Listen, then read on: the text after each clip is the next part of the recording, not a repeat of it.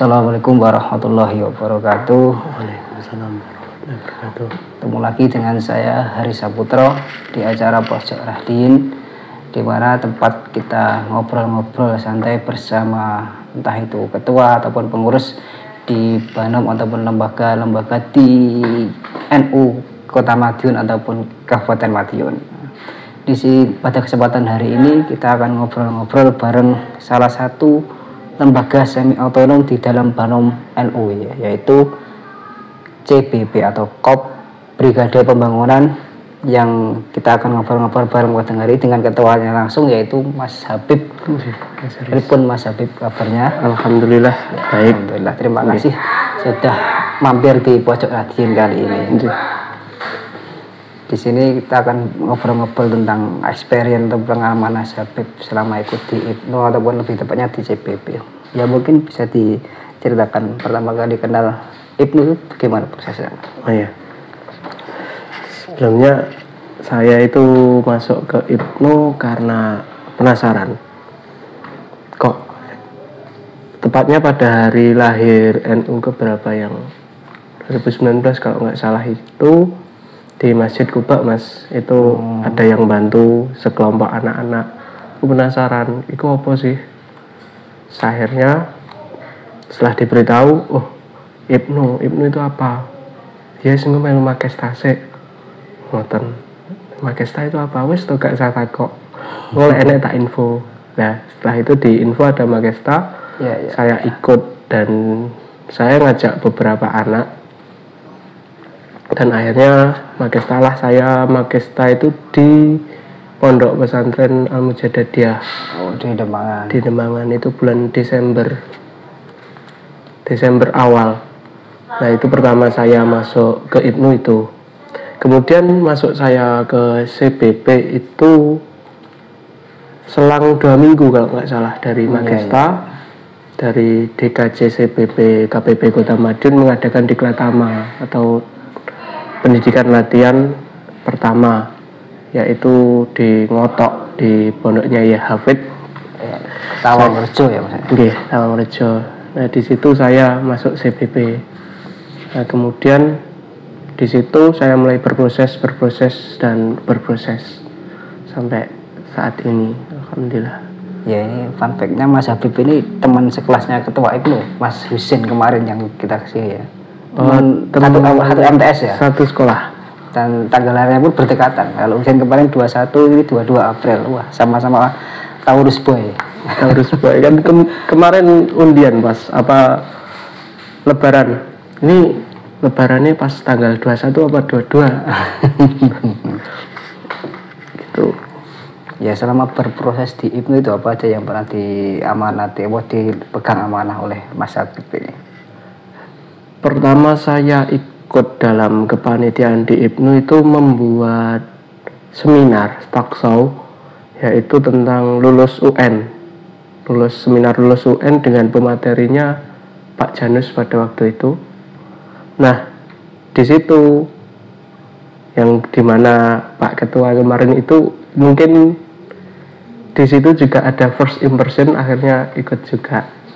Dan setelah itu kalau di SK itu saya masuknya di Wakil Bendahara PAC. Ya. Wakil Bendahara PAC. Kemudian di CBP-nya saya masih anggota gitu. Jadi dan selama jadi di PAC itu tetap berseragamnya dulu ya CBP, karena yang punya seragam dulu CBP, saya belum punya batik atau PDH ataupun jas. Ya, ini seragamnya? Bukan, seragam PDL hitam oranye. Ini baru dapat pas. Oh, yang kawas itu berarti ya? Kawas ya. Kan gimana ya, anak-anak organisasi itu beberapa keluhannya gitu, kenapa enggak ikut kumpul, saya nggak punya seragam. Nah, terus di CBP pertama diklat, setelah melalui RTL kita dapat kaos, kita jadi semangat gitu. Ya, ini kan tadi menarik apa, jenjang kaderisasinya tentang antara IPNU dan CBP itu ternyata berbeda. Yang mungkin yang bisa dijelaskan, apa diceritakan lah setelah ikut Diklat Tama itu yang diperoleh apa, dan pas di dalamnya Diklat Tama itu apa yang di materi-materinya? Oh iya. Di Diklat Tama sendiri itu Mas, pendidikan latihan pertama. Kita perlu ketahui bahwa ruang geraknya CBP itu sebenarnya dulu itu adanya karena ada gerakan Ganyang Malaysia, yaitu pembentukan militer lah. Pada saat itu militernya pelajar, pas ketua umumnya Mas Asnawi Latif. Nah itu. Kemudian seiring berjalannya waktu, karena mungkin gerakan kemiliteran atau kepanduan kan yang pegang saat hari ini adalah pramuka. Iya. Jadi ruang geraknya CBP itu lebih ke seperti kerelawanan, seperti ada PPGD, kemudian ada SAR, kemudian juga ada bidang-bidang kedisiplinan seperti PBB, kemudian ya seperti itu. Untuk Diklat Tama yang diajarkan adalah dasar-dasar, ya sama, kita mengulang apa itu NU, kemudian Aswaja, kemudian lebih mengenal IPNU dan IPP, kemudian CBP KPP, terus kemudian ada itu tadi penolongan pertama pada gawat darurat, kemudian ada PBB, baris berbaris, kemudian ada keindonesiaan, yang intinya Diklat Tama adalah pengenalan bahwa kita adalah sebuah relawan, atau gimana ya, saya membahasakan kita itu harus bisa terjun di mana saja, kurang lebih sama dengan pramuka seperti itu. Iya. Dan setelah Diklat Tama itu di atasnya ada yang dinamakan Diklatmat. Ini kalau jenjang kaderisasi formalnya, Diklat Tama, Diklatmat, kemudian Diklatnas. Untuk Diklatmat dan Diklatnas saya belum bisa menceritakan karena belum ada kesempatan. Iya. Insya Allah kalau ada. Iya. Tuh, berarti kalau di IPNU kan gandengannya IPPNU, kalau di CBP itu KPP. Apa katanya? Korps Pelajar Putri. C-nya juga kok pakai bahasa beda-beda. Iya. C-nya ganti K. Ya kalau ini kan baru terpilih juga apa nunggu pelantikan kan ya. Kalau selama ini kegiatannya apa CBP di Madiun ini? CBP di Madiun kegiatannya per hari ini adalah mengadakan apel di setiap peringatan Hari Besar Nasional. Kemarin kebetulan kan Agustus saya terpilih, September rapat informatur, kemudian saya terpilih sebagai komandan kalau bahasanya di CBP. Itu Oktober saya kepikiran untuk mengadakan kegiatan, yaitu apel tentang kesaktian Pancasila, dan di CBP itu ada apel sapa kader awal bulan, itu kegiatan rutin. Kemudian September itu tadi, Oktober hari santri, hari itu tadi, Saktian Pancasila. Kemudian di Novembernya Hari Pahlawan kita ambil, masih di awal tapi sudah di tengah. Iya. Selain apel itu bukan, kalau saya melihat di postingan itu ada kegiatan olahraga gitu rutin itu. Oh, kalau kegiatan rutin itu kita jadi satu sama PC IPNU. Ya, kegiatannya. Ya mungkin kegiatan yang akan saya lakukan mungkin ya bahasanya kalau diklatkan, diformalkan itu adalah diklatsus. Cuma ya di kalangan teman-teman yang mau belajar, ayo kita belajar tentang pertolongan seperti itu, SAR, kemudian PGD seperti itu. Mungkin bisa gandeng dengan BPBD, PMI, atau mungkin di NU kan ada LPBI juga. Nah ini menariknya Mas Habib ini darah seninya tuh ada sebagai pemain ketoprak atau seni peran ya. Ceritakan Mas, darah seni itu mengalir dari mana ya? Darah seni Alhamdulillah di tubuh ini ada darah seni Mas yo. Saya nggak begitu berkesenian. Dari kakek tepatnya, kakek dari bapak. Beliau adalah, kalau zaman dulu adalah role model ketoprak siswa budaya, yaitu Mbah Gus Yadi. Ya, saya pernah ikut beliau pentas di mana saya ikut. Terus sampai sepuh juga agak sakit itu beliau masih ikut pentas. Dulu terakhir kalau nggak salah saya ikut pentas itu sama Mbah itu di daerah Kabupaten Madiun. Tuh. Kemudian dari bapak sendiri itu juga berkesenian. Masih sekarang sudah agak berkurang berkeseniannya karena ada tugas-tugas yang sebuah kewajiban. Yang saat ini masih fokus adalah Pak D. Iya, yang kepengen di sutradara itu ya? Iya. Di ketoprak. Iya. Ketoprak. Ya, saya beberapa kali juga mengikuti, yaitu disuruh sama bapak suruh tarian Oman dan Gatot Kaca itu untuk cucuk lampah di daerah Surabaya gitu loh Mas. Saya belajar, oh ternyata berkesenian itu asik, seperti itu. Berarti cem kakek juga pernah belajar ya? Kalau di kakek berkesenian pernah diajari itu melukis Mas. Oh, melukis. Kan beliau juga kebetulan pelukis. Abstrak apa? Realistis. Oh, realistis. Ya. Yaitu lukis, tapi karena jarang belajar ya amburadul saya itu dari kakek. Dan penekanan dari kakek itu adalah dulu sama orang tua kita dituntut untuk bahasa kromo Mas. Jadi sangat-sangat ditekankan. Kalau salah ya dimarahi ada saat itu. Iya. Apalagi kalau sering diajaknya kemana kakek itu melihat pentas-pentas seni di ketoprak gitu? Kalau di luar kota seingat saya masih TK kalau nggak SD itu di daerah Surabaya di THR itu kan dulu punya gedung sendiri untuk penampilan ketoprak.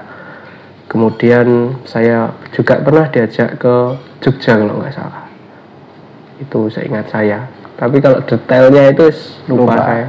Di ketoprak kan nggak hanya pemain yang diperankan ya, ada pemain apa? Ya, pemain musiknya. Berarti sempat belajar musiknya juga apa enggak? Gamelan gitu-gitu itu?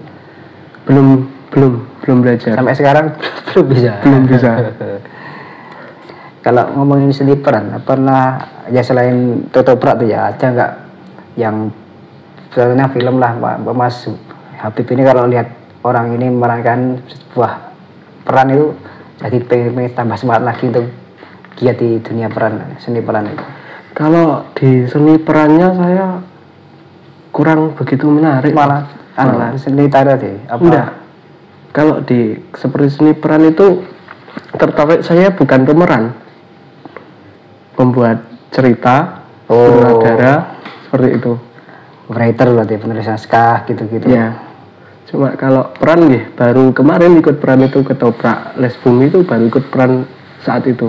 Sebelumnya buat pentas peran itu saya sebagai di balik layarnya. Dan pernah buat film dokumenter saya juga bagian sutradaranya. Seperti itu. Siapa ada tokoh yang sampai idolai nggak di dunia pesutradaraan itu, di skena itu? Kalau persutradaraan yang saya ikuti dan saya idolakan adalah Mas Hanung Bramantyo itu. Itu sangat. Sutradaranya Miracle in Cell Number 7. Sudah nonton belum? Belum kalau itu. Yang sudah nonton itu Sultan Agung kalau nggak salah juga Mas Hanung kan. Itu. Dari apa ya yang idolakan itu?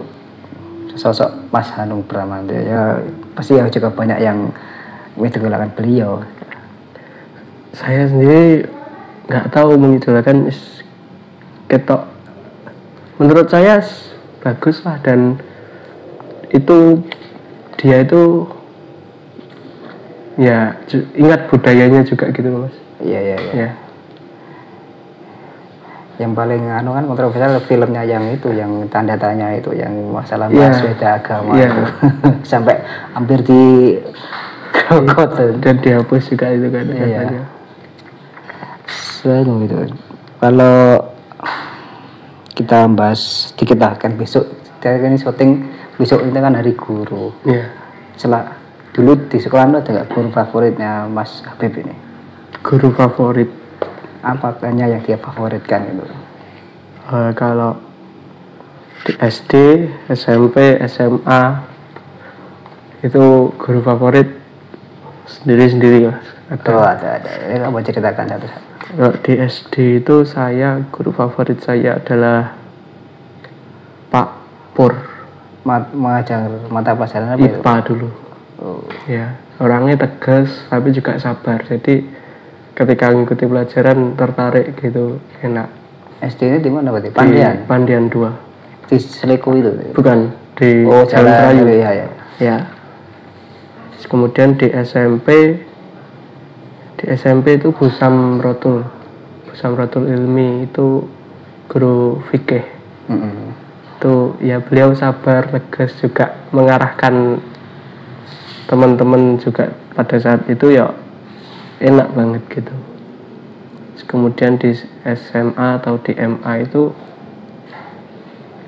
adalah Bu Yuni itu guru wali kelas saya dulu. Iya. Itu mengarahkan, sabar gitu. Dari keseluruhan guru yang tetap saya idolakan adalah ya para kiai, yaitu khususnya Yai Wasis Saib Rosidi, guru saya ngaji. Kemudian di daerah masjid juga Yai Nur Kholis juga saya idolakan beliau karena ya kesabaran, ketabahan beliau. Iya. Ya, seperti itu. Kalau Mas Habib ini diberi kesempatan untuk menjadi guru, pengennya jadi guru seperti apa? Yang agar murid itu ada segennya tapi bisa humble ke murid itu gimana? Atau gimana?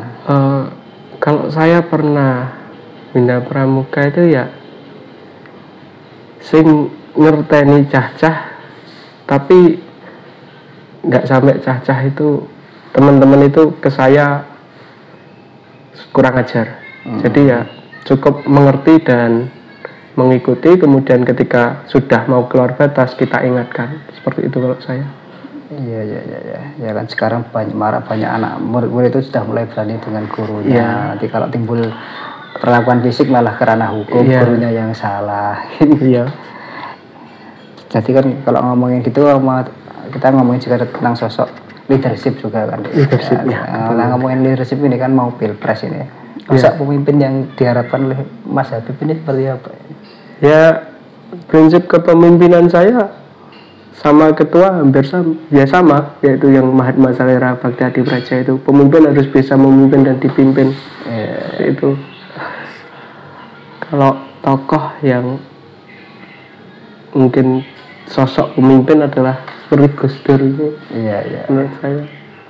Dari apanya ya dan terlihat dari Gus Dur itu? Dari Gus Dur saya belajar dari toleransi, terus kemudian dalam menyikapi hal-hal itu santai gitu. Santuy, enggak gitu aja kok repot itu ya. Iya. Enggak saklek banget gitu. Ya pokoknya nanti pas pilpres jangan golput lah ya. Insya Allah. Eman suara kita.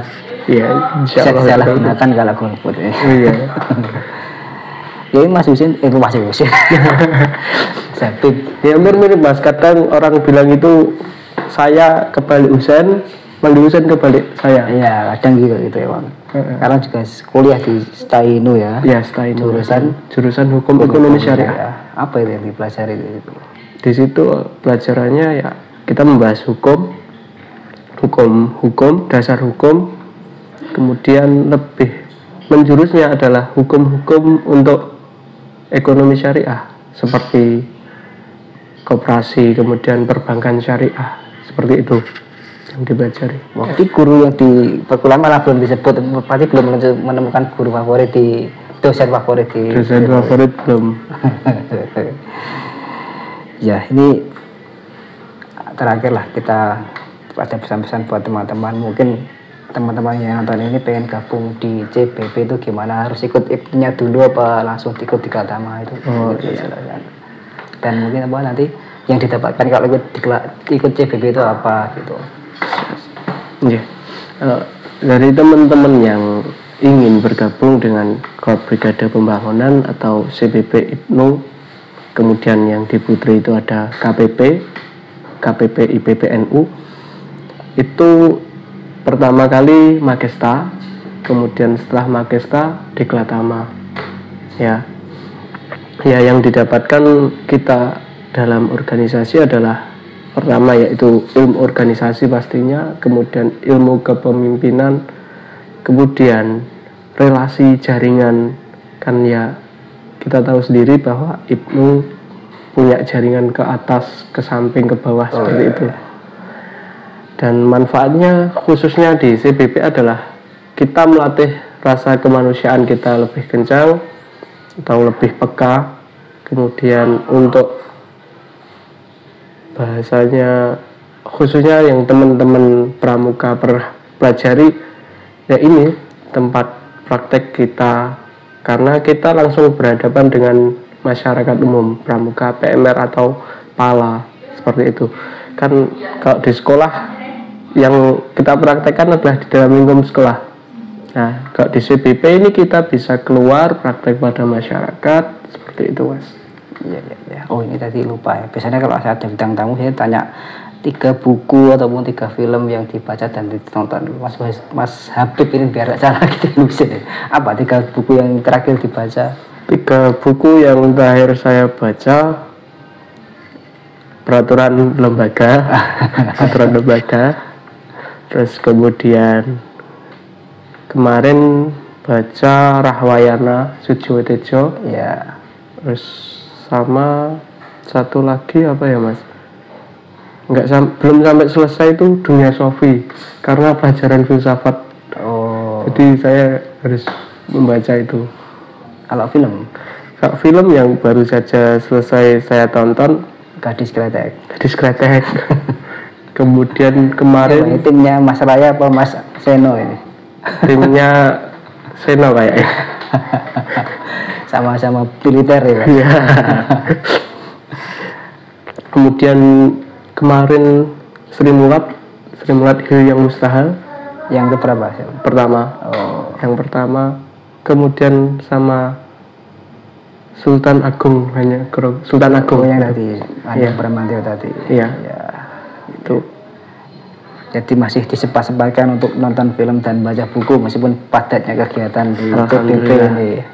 Ya, begitulah interview kita dengan Mas Habib, Komandan CBP Kota Madiun. Semoga program-program yang dicanangkan ini berjalan dengan maksimal dan optimal. Amin. Dan teman-teman yang ingin bergabung, ikut dulu IPNU, ikut pakai status IPNU dulu nggih. Nanti baru ikut di katamanya CBP ataupun KPP gitu. Sukses selalu Mas Habib. Sehat-sehat juga. Salam buat Bapak dan saudara-saudara. Tetap semangat bergelut di dunia seni. Meskipun saya tidak bisa terjun langsung. Sekian Pojok Nadien pada hari ini. Tetap saksikan edisi yang lainnya. Bila ada saran ataupun kritik silakan tinggalkan di kolom komentar di bawah ini, ataupun ingin bertanya-tanya lagi tentang Mas Habib silakan juga cantumkan di kolom komentar. Jangan lupa like, share, and comment. Akhirul kalam, wassalamualaikum warahmatullahi wabarakatuh.